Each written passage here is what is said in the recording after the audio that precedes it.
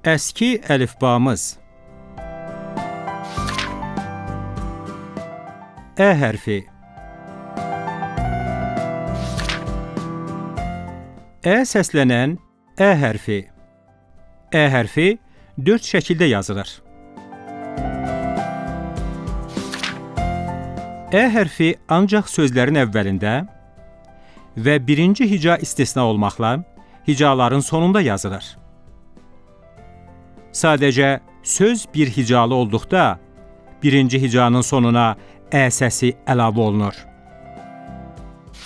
Ə hərfi başda gəldikdə bu formada yazılır. Əl, ərik, əmir-kəbir,